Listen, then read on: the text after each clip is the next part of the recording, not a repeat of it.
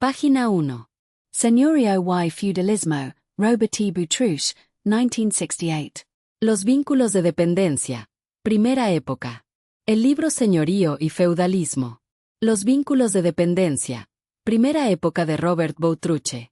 Se trata de un estudio clásico de historia medieval que analiza las estructuras feudales y vasalláticas en Europa, especialmente entre el Loira y el Rin, y sigue siendo una obra de referencia en la historiografía del feudalismo. En Folk. Estudia la red de subordinaciones que caracterizó la sociedad feudal, vínculos personales de vasallaje, señoríos rurales y estructuras de poder. Describe la sociedad feudal como militar, por la misión de los vasallos, y rural, por la base material en la tierra y el trabajo campesino. Analiza la evolución en 3 épocas: formación, hasta el año 1000, desarrollo, siglos XI-XIII, y declinación. Metodología. Historia comparada, con especial atención a Francia, Alemania, Inglaterra, Italia meridional y los estados latinos de Oriente.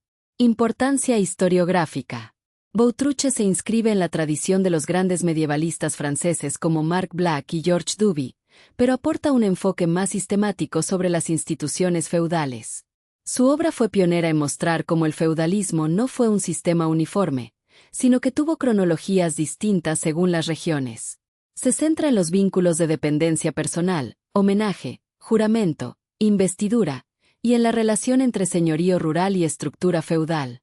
El libro de Boutrouche es considerado un clásico de la historiografía medieval, fundamental para entender la evolución del feudalismo en Europa. Su primera parte, dedicada a los vínculos de dependencia, ofrece una visión detallada de cómo se estructuraban las relaciones de poder y subordinación en la Edad Media. Prólogo. En la mayor parte de Occidente, desde el siglo IX al X, los siguientes ritos se repitieron anualmente, por millares. Delante de testigos reunidos en la sala grande de un castillo o de una residencia eclesiástica, 2 personajes se enfrentan, uno, destinado a obedecer, el otro, a ordenar.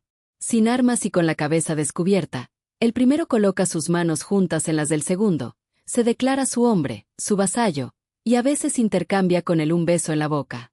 Luego, sobre reliquias o tocando el Evangelio con la mano derecha, presta juramento de permanecerle fiel.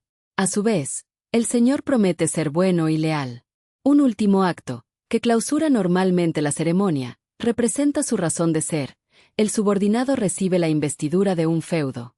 Un ejemplo ilustrará estos actos que conservaron un profundo sentido durante un largo periodo de la evolución humana.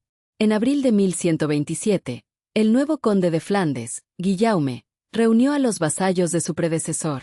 A cada uno de ellos le preguntó si deseaba convertirse en su hombre sin reservas. El interpelado contestó: «Yo lo quiero». Luego, unidas sus manos con las del conde, que las cerraba sobre las suyas, se unieron en un beso. Inmediatamente, el que había realizado el homenaje comprometió su fe en estos términos: «A partir de este instante prometo, por mi fe, ser fiel al conde Guillaume y mantener mi homenaje contra todos y totalmente, de buena fe y sin engaño». Dicho esto, juró sobre las reliquias de los santos. Enseguida el conde, con la vara que sostenía en su mano, otorgó las investiduras a todos aquellos que mediante ese pacto habían prometido seguridad, cumplido homenaje y, al mismo tiempo, prestado juramento. Con frecuencia, los protagonistas del episodio son los poderosos de ese mundo, pero también pueden serlo modestos señores y vasallos pobres. Por otro lado, el feudo reviste innumerables aspectos. Excepcionalmente consiste en un reino. A veces conforma un vasto conjunto de poderes y territorios, o bien funciones y rentas diversas. Principalmente consiste, dentro de una o varias aldeas, en casas, campos, hombres dependientes. Comentario. Debemos juzgar la actitud del vasallo con categorías modernas de dignidad e indignidad, o entenderla dentro de su propio contexto histórico. En el texto, el siervo, o vasallo, se declara hombre de otro, coloca sus manos en las del Señor y promete fidelidad. Desde nuestra perspectiva actual, puede parecer una sumisión humillante, casi una renuncia a la autonomía personal. Sin embargo, en la Edad Media este gesto no era visto como indigno, sino como un acto solemne de alianza. Claves para entenderlo. Reciprocidad. El vasallo se comprometía a servir, pero el Señor también juraba proteger y ser leal. No era esclavitud, sino un pacto de dependencia mutua. Seguridad material. El vasallo recibía tierras, feudo, y protección militar. En un mundo inseguro, esto significaba supervivencia. Prestigio social. El homenaje era un rito público que confería identidad y estatus. Ser hombre de un señor poderoso podía elevar la posición del vasallo. Religión y sacralidad. El juramento sobre reliquias o el evangelio daba al acto un carácter sagrado. No era solo obediencia, era un vínculo espiritual. Juicio crítico. Desde hoy, parece indigno porque el vasallo se somete y renuncia a su libertad. Desde entonces, era un acto honorable, incluso necesario, que garantizaba protección y estabilidad en un mundo violento y fragmentado. En otras palabras, lo que a nosotros nos suena a humillación, para ellos era un contrato de dignidad compartida, donde la fidelidad y la protección se equilibraban. El autor escribe: sí, los vasallos eran dependientes, pues si bien sometido a obligaciones para con el personaje que ha unido sus manos a las suyas, el vasallo ejerce por su parte una dominación, un señorío sobre la gente y las tierras que ha recibido. Señorío en dos niveles. 1. Rural, en virtud de la autoridad de que dispone sobre los campesinos o terrasqueros. Feudal el otro, dada la vastedad del feudo, que puede alcanzar la dimensión de un condado o una castellanía. El poseedor detenta el derecho de subenfeudarlo parcialmente a vasallos, a quienes exige deberes semejantes a los que le fueron impuestos por su superior. De ahí que esté ubicado en la intersección de un doble régimen de dependencia en el cual participa. Percibimos el inconveniente que resulta del empleo del término señor con dos sentidos. Y lo lamentamos por el lector. Pero es un término de la época equivalente a jefe en las relaciones del señor con los vasallos, y a amo en sus relaciones con los terrasqueros. De hecho, la realidad fue más compleja que lo que indica este sencillo esquema. Por ahora, nuestro propósito es esbozar simplemente un resumen de la extensa red de subordinaciones que entrelazó hombres, tierras y poderes. El señorío rural surgió antes del feudalismo y lo sobrevivió. Su área de extensión en el mundo fue mucho más vasta. Numerosos señores ejercieron su dominio sobre grupos campesinos sin estar ellos mismos comprometidos con vínculos privados. Además, por su misma naturaleza difieren las obligaciones y las relaciones sociales que se derivan de ambas situaciones. Menos arraigado a la tierra que el señorío, el feudalismo estuvo sometido en mayor medida a las fluctuaciones del medio y a las influencias externas, pero no habría sobrevivido sin el fundamento material que le ofreció el señorío. Durante un largo periodo, los dos organismos se apuntalaron recíprocamente, cruzaron sus líneas e intercambiaron fuerzas y matices nuevos. Es conveniente que los hombres trabajen, caven y desbrocen la tierra para que ésta pueda producir los frutos que mantienen al caballero y a sus caballos. Conviene que el caballero que cabalga y vive como un señor extraiga su bienestar de lo que produce el trabajo y la penuria de sus hombres.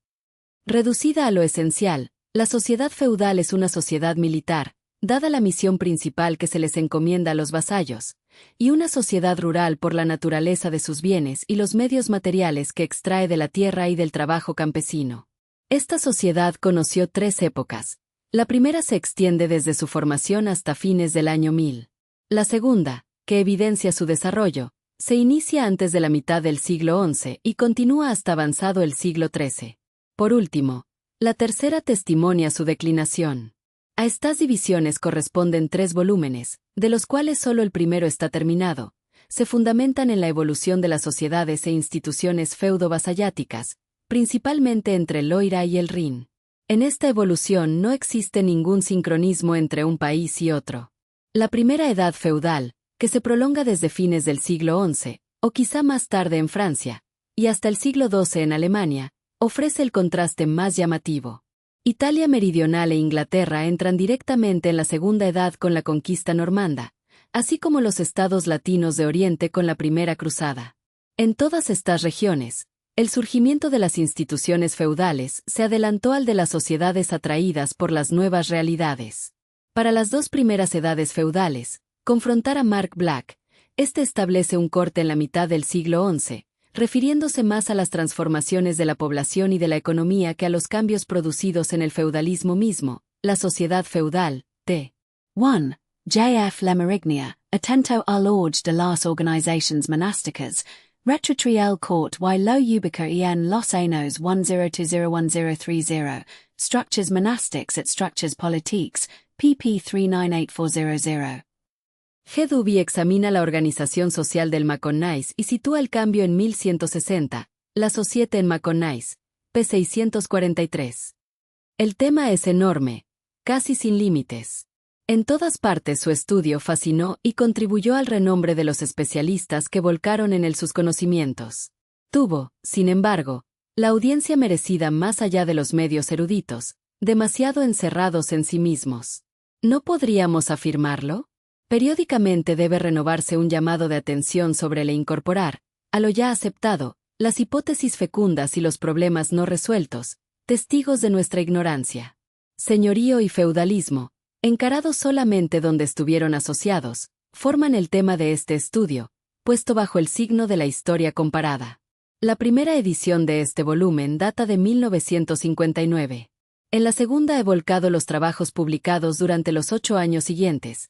Teniendo en cuenta las sugerencias formuladas por lectores, introduje matices o precisiones e incluso suprimí párrafos que serán transferidos al tomo 2 con el propósito de disminuir inevitables repeticiones.